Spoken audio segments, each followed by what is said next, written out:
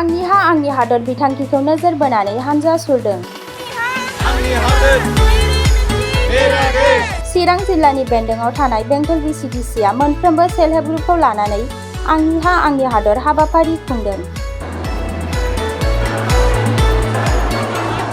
भारत हादरनि गाहाय मन्थ्रि नरेन्द्र मदिनि बिथोन बायदियै दुलाराय भारत हादरावनो फालिनाय बायदि आसाम रायजोआवबो 20 सेप्तेम्बरनिफ्राय आंनि हा आंनि हादर स्लगान होनानै गोबां जायगायाव फालिनाय बायदि दिनैबो बेंटल VCDCनि बानजायनायाव VCDCनि सिङाव थानाय मोनफ्रोमबो सेल्फ हेल्प ग्रुपनि दैदेनगिरिफोरजों दैहुआव हा लानानै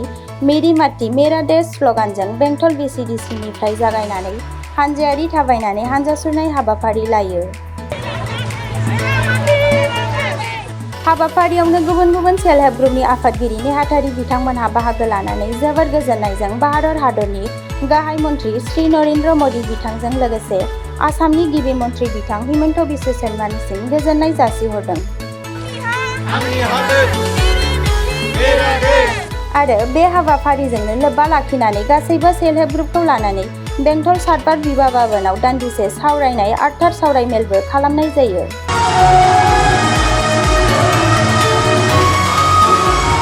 बे हाबाफारियावनो गाहाय आलासि महरै बाहागो लादों चिरां जिल्ला सिडली ब्लकनि BEO पबित्र हाज'वारि लोगोसे बेंटल VCDCनि मासिगोरा आरो सिडली ब्लकनिनो गुबुन गुबुन बिबानाव साख्रि मावनाय बिथांमोनाबो बे हाबाफारियाव नुजाथि फैदों। आच्छा गिबिसिनावनो नोंथांमोनखौ निउस चेनेल जेसेबां फैबाय नोंथांमोनखौ हामबाय होनदों आरो जेसेबां नायग्राफोर साफ्रोमखौबो हामबाय होनदों। दिनै जोंनि भारत हादरनि गाहाय मन्थ्रि नरेन्द्र मदि सार बियो जोंखौ बिथोन होदों गासै भारत हादराव जेसेबां थानाय खना खनला गामिफ्राव गासैबो हाखौ लाबोनानैहाय मोनसे बेहा थांखि दङ, गिदिर थांखि दङ। जोंखौबो बेबायदिनो बिथोन होदों आरो जोंनि बेंटल VCDCआवहाय जोंहा 6टा रेभिनिउ दङ। जों गासैबो 6टा रेभिनिउनि हाखौहाय जोङो सेल्फ हेल्प ग्रुपखौ लाफानानैहाय जोङो कालेक्सन खालामनाय जाबाय आरो जोङो बेखौहाय दिल्लीयाव फाथायहरनो जोङो थिग खालामनाय जाबाय। बेनिखायनो जाय प्रधान मन्त्रि सारा बेबायदि मोजां थांखि लादों जोङो गावखौनो रंजादों आरो आङो बेंटल VCDCनि मासिगिरि हिसाबै आङो रंजादों। मानो होनोब्ला जोंनि एरियानिफ्रायबो दिल्लीयाव जोंनि हाया सहैसिगोन। आङो बिनि थाखाय गोबां रोजा रोजा जोंनि प्राइम मिनिस्टार सारखौ आङो हामबाय होनदों। बेयावहाय गोबां सेल्फ हेल्प ग्रुप दङ। मोनसे BOआवहाय 15टा सेल्फ हेल्प ग्रुप, बबेबा 10टा बेबायदिनो गोबां BOनि नुजाफैबाय। आङो हिसाबखौ दा मोजाङै लाजोबनो हायाखै। खमसे खम बेयाव 10टा BO सेल्फ हेल्प ग्रुप दङ। 10टा BOब्ला नोङो 10टा करिब्लाबो बेयावहाय 100टा सेल्फ हेल्प ग्रुप दङ, नाथाय बिनि बारासिनबो जागोन।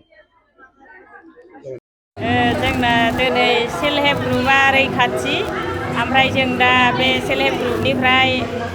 माबानो बे मेलाव जों एसे बयबो प्रग्रामाव फैबाय, ओमफ्राय हरबाय जोङो हाखौ मदि सरकारनिसिम। जोंहा बिराद दिनैनि प्रग्रामाव गोजोननाय मोन्दों। जाबाय। गिबियावनो नोंथांमोननि चेनेल थ्रुयैहाय आङो गासिबो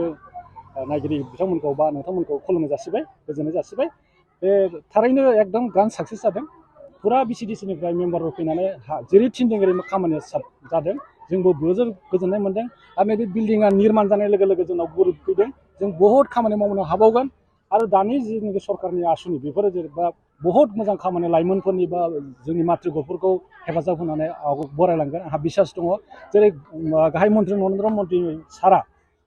जेरैनाखि हर घर तिरंगा बेबो मोनसे सफल जादों, माने राष्ट्रीय इन्टिग्रिटि बा सेन्टिमेन्टआ द्र' जादों आरो बेयावहाय। दा आरो नैबे जेनाखि मेरे देश मेरी माटी जेनेखि बबेबा खनानिफ्राय सासे आर्मि जानानै देशनि सेवा होनायखौ सनमान लाखिनानै बे अभियानखौ खालामदों, खुब मोजां जादों। आरो आसा खालामो जेरै जोंनाव दाख्लै थांनाय चिफ मिनिस्टारा 1 मिलियन माने बिफां गायनानै गिनिस रेकर्ड खालामदों, थिग बिदिनो बेफोरबायदि खामानिया सफल जाबोगासिनो दं आरो जनसाधारनफ्रावबो माने सेन्सिटाइज जाबोगासिनो दं। आं खुब मोजां मोनदों आरो थेंक इउ। দেশ মেরি মাটি লৈ যোনটো সৰ্বপ্ৰথমে মই আমি মিডিয়া গ্ৰুপক ধন্যবাদ জ্ঞাপন কৰিছোঁ। আৰু মেৰি দেশ মেৰি মাটি যোনটো আমাৰ শ্ৰীযুত নৰেন্দ্ৰ মোদী ডাঙৰীয়াই যোনটো এটা পদক্ষেপ লৈছে, এই পদক্ষেপটো বহুত ভাল অল ভাৰতবৰ্ষৰ সাধাৰণ মানে জনতাৰ কাৰণে এখেতে ইমান বছৰ পাছত আজি আমি ভাবি আছোঁ যে ভাৰতবৰ্ষটো সঁচাকৈ আমাৰ দেশ যেনেকুৱা লাগি আছে যিহেতু প্ৰত্যেকটা গাঁও এৰিয়াৰ ফালৰ পৰা আজি মাটিটো গৈ দিল্লীলৈ গৈ পাই আছে প্ৰত্যেকটা গাঁৱৰ মাটিবিলাক এটা নিজৰ ৰাজধানীত যাব গৈ পাই আছে এইটো আমি বহুত সুখিত এইটো লৈ আমি বিশেষকৈ নৰেন্দ্ৰ মোদী ডাঙৰীয়াক বহুত বহুত ধন্যবাদ জ্ঞাপন কৰিব বিচাৰিছোঁ 2 নং বেংটল VCDC মিলিজুলি সেল্ফ হেল্প গ্ৰুপৰ সেক্ৰেটাৰী আজি সঁচা শান্তিপূৰ্ণ ভিউৰ মেম্বাৰ আজি সঁচাকৈ বহুত ভাল লাগিছে নৰেন্দ্ৰ মোদী যি কাৰ্যসূচী আমাৰ মহিলাৰ হাতত দিছে মেৰা মিট্টি মেৰা দেশ সঁচাকৈ বহুত ভাল লাগিছে আমি SSG মেম্বাৰৰ একমুঠি মাটি লৈ এটা ভিউত জমা কৰিছোঁ এই ভিউৰ পৰা আজি আমি VCDC জমা দিছোঁ VCDCৰ পৰা আমাৰ ব্লকত যাব ব্লকৰ পৰা ষ্টেটত যাব এইটো যে আমাৰ নৰেন্দ্ৰ মোদী ছাৰে কিবা ডাঙৰ প্ৰতিমূৰ্তি বোলে বনাব ইয়াত আমি গৌৰৱ অনুভূত হৈছোঁ আমাৰ দেশৰ মাটি আমাৰ ঘৰৰ মাটি আছে বুলি আমি এটা গৌৰৱ অনুভৱ কৰিম সঁচাকৈ নৰেন্দ্ৰ মোদী ছাৰক বহুত বহুত ধন্যবাদ জ্ঞাপন কৰিছোঁ আমি সেল্ফ হেল্প গ্ৰুপ হিচাপে বহুত সুবিধা পাইছোঁ আগত আমি কিবা ঘৰৰ বেমাৰ আজাৰ হ'লে আমি 5 টকা 6 টকা সুদত মানে পইচা লৈ কিবা ঘৰ সমস্যা সমাধান কৰিব লগা হৈছিল এতিয়া আমি যি SSG ভিঅ' CLFৰ থ্ৰুত দি যি আমি লোন পাওঁ এইটো ইমান পাৰ্চেণ্ট নাই 75% 1%তে আমি পাওঁ সঁচাকৈ আমি ঘৰৰ সংসাৰখন ভালকৈ চলাব পাৰোঁ দোকান বিজনেছ ল'ৰা ছোৱালী বাহিৰত পঢ়া শুনা ভালকৈ চলাব পাৰোঁ এতিয়া আমি আগত ল'ৰা ছোৱালী স্কুলত গ'লে 10 টকা দিব পোৱা নাই মাৰ পৰা খুজিলে আমি দেউতাকৰ পৰা লৈ দিব লগা হৈছিল এতিয়া আমি ল'ৰা ছোৱালীক আমি নিজে মানে পইচা পাতি দি সহায় কৰিব পাৰোঁ হাজবেণ্ডৰ পৰা ইমান মানে খুজিব নালাগে বহুত ভাল লাগিছে নৰেন্দ্ৰ মোদী ছাৰক সঁচাকৈ বহুত বহুত ধন্যবাদ জ্ঞাপন কৰিছোঁ আমি ইয়াতো বহুত SSG আছে কিন্তু আমি 10-15টা SSG মিলি এটা ভিঅ' বনাইছোঁ ইয়াত আমাৰ বেংটল এৰিয়াত আজি 6টা ভিঅ' আহিছে উপস্থিত আছে 6টা ভিঅ'ৰ SSG মেম্বাৰ আজি গোটেই ইয়াত উপস্থিত আছে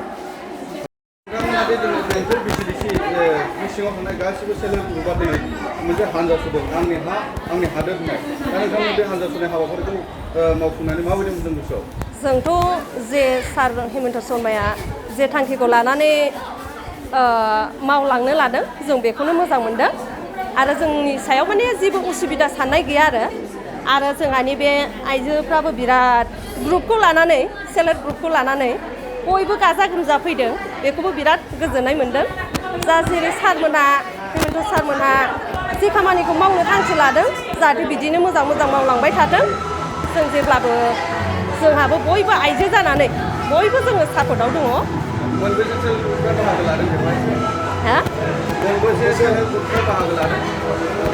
बेहाय